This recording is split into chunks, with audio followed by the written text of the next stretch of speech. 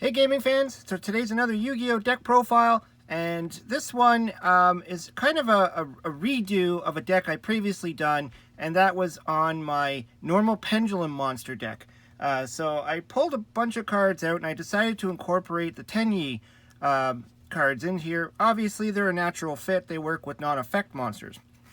So let's get to the deck.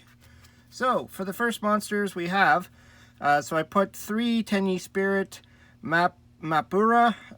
So this is a interesting monster.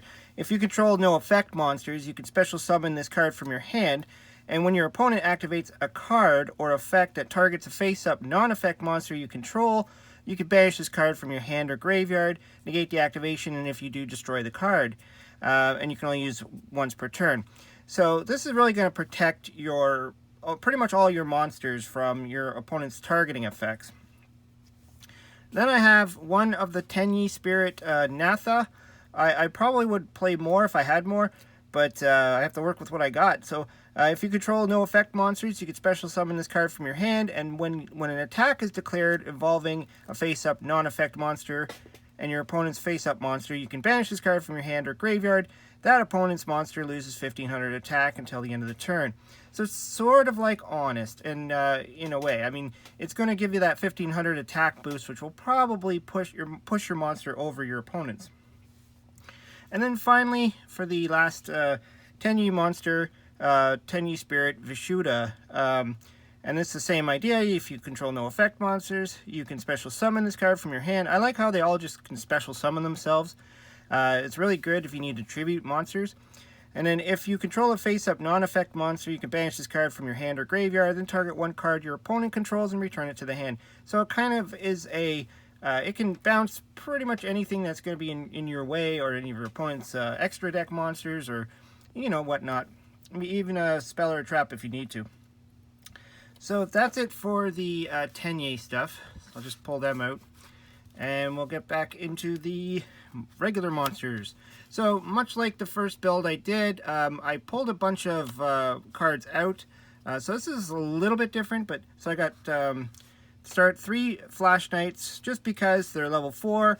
They have the Pendulum of 7 and they're 1800 attack. So they're just pretty, you know, regular cards. They're not going to do anything special.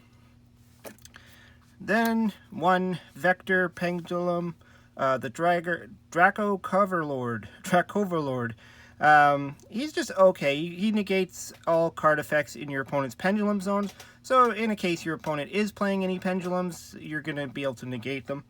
You know, not really special, but 1850 attack. And for some more, level 4, we have Master Pendulum, the Draco Slayer. So 2 of those. Once, while this card is in your Pendulum zone, you can target one card in a Pendulum zone and destroy it. Again, it can go against your opponent's Pendulum stuff, or if you just really need to get rid of one of your Pendulum cards because you want to put another one there, it might help you there too. Then we got 3 of the Dragoons of Draconia. So this one's great because once per turn, if a normal monster you control destroys an opponent's monster by battle, after damage calculation, you can add 1 level 4 or higher normal monster from your deck to your hand. So this is going to give you that search every time you're able to destroy one of your opponent's monsters. And now for the the tribute monsters, we have 3 of the Full Cult's Cannon. This is kind of your spell and trap destruction. So during your end phase, if this card is activated this turn in the Pendulum zone, you can target one face-up spell or trap on the field and destroy it. So if your opponent's playing like a Mystic Mine or something like that, you can get rid of it. So that's pretty much your spell and trap there. And if that doesn't work, we have Sky Dragoons of Draconia. So I got 3 of those. And of course, he's got the Pendulum Scale 2 and 7. Pretty much the whole deck is like 2 and 7, except for the odd 3 one. And then once per turn, when a normal monster you control inflicts battle damage to your opponent, you can target one card on the field and destroy it. So, more destruction. Then we got... I put in 1 Mandragon because it's just for attack points. It's 2,500 attack. It does have a 2 on the scale, and it's got a 5, so it is searchable if you need it, if you need to get that 2 scale out. And he's just a big plant dragon. Then we got one Dragonhorn Hunter. He's got the scale of 3, which is odd. But all normal monsters gain 200 attack, and you take no battle damage from battles involving normal monsters you control. So it's okay. I think in my previous build I played more of these guys, but it just gives you that tiny little boost of 200 attack, but still okay card. And then the last for the Pendulums is, I'm not even going to try and say that, Lance Fossorius, whatever. So it's a 7 on the scale, and if a normal monster you control attacks a defense position monster, inflict piercing damage to your opponent. So if they're going to try and hide behind scapegoats, you're going to pull this out, and you're going to put that in your pendulum zone, and you're going to wreck your opponent. And that's it. So I cut the monster lineup for these guys down a bit, because I did remove some cards for that reason. And let's get to the spells. So we do have our Searcher card. This is mainly going to help you with your scale or any of the effects that you need, because it adds a level 5 or higher normal monster from your deck to your hand. So if you really need whatever scale number, or if you just need to grab one of the effects like the Full Colt Cannon to destroy a spell or a trap, I mean, you got a lot of options what you can pull out with that. So that's pretty much your main Searcher of the deck. Then I added in 2 Vessel for the Dragon Cycle, because we're not playing a whole lot of Tenyi cards. So you send 1 worm monster from your deck to the graveyard. Then if you control a face-up non-effect monster, you can add to your deck, from your deck to your hand, 1 Tenyi monster with a different name, and that you sent to the graveyard. So I mean, it's going to help you search out your Tenyi stuff. That's all it's going to really do. Just to get them into the graveyard too. Then we're playing the field spell, Flawless Perfection of the Tenyi.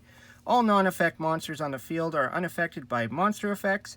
And then once per turn, if your opponent special summons an effect monster while you control a face-down monster or a non-effect monster, you get to draw 2 cards. So almost every turn, if your opponent summons a monster, you're going to get to draw 2 cards, as long as this card is face up on the field, and they can't use their monster effects on your pendulum monsters. And then to help, because we have a lot of tribute monsters, 3 of the Monarch Stormforth. Not only is this going to help get rid of opponent's monsters, but it's going to help you with your normal summons, just in case you don't get your scale set up and you need to normal summon one of those guys. And that's it for the spells. Now on to the traps. So 1 skill drain. This was used in the other deck as well. I mean, you're not really relying on effect monsters. You can pull them out in your extra deck and stuff like that, but 1 skill drain might really hurt your opponent. So, and then 3 Fists of the Unraveled Tenyi. I just love this card. It's so much fun. Like, when it negates a spell, trap, or monster effect while you control a face-up non-effect monster, so any of your pendulum stuff. And then if your opponent destroys this card, you could special summon 1 non-effect monster from your extra deck. So that's a lot of fun. And then we got the last card is Metaverse, just to pull out your field spell. Where'd it go? Flawless Perfection of the Tenyi. So you hopefully would set it on your first turn and then activate it as soon as your opponent draws a card, and then you get to throw that onto the field. And if they can't get rid of that card, you're going to draw 2 cards when they summon. So a really good card to pull out. Onto the extra deck. I don't think I had an extra deck when I did this video before, because I don't think I was really concentrating on using an extra deck, but this one actually uses one. So the first one we have is Monk of the Tenyi, which is it requires 1 non-link Tenyi monster. So I mean, that's pretty easy to pull off. Then I threw in a Salamangreat Almirage, just to help summon, just to get it's an easy summon out.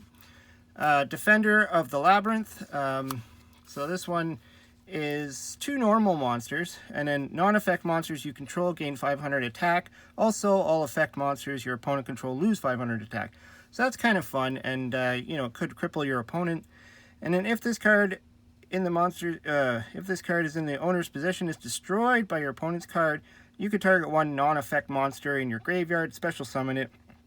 Now, the problem with that is most link monsters don't go to the graveyard, they go to the your extra deck, so, I mean, that effect might never go off, unless you find a way to get a link monster into the graveyard. So I got one Underclock Taker, just as a good link monster to summon.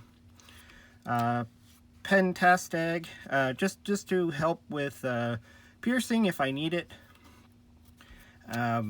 Berserker of the Tenyi, so this is like a pretty big 3000 attack monster, non-effect monster.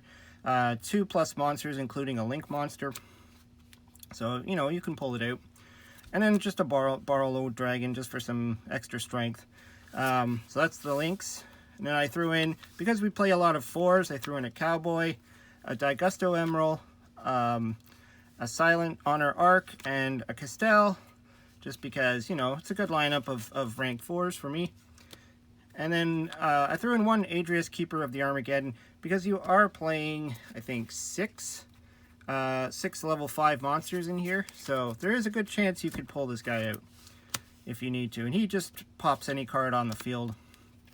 And then for the last, we got just a variety of normal beatstick fusion monsters, because of your Fist of the Unraveled Tenyi. So if they destroy this card with their, say, Mystical Space Typhoon, you get to special summon one of these guys right from your extra deck. So I just grabbed, like, the biggest ones I could find in my collection there. I grabbed 2 Blue Eyes Ultimate Dragons, 4,500, and I found Black Skull Dragon. I mean, if you don't have Ultimate Dragon, you can use Black Skull Dragon.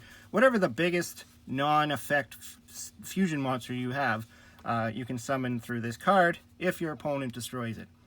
Anyways, that's the deck. Let me know what you think. I did take out quite a few cards.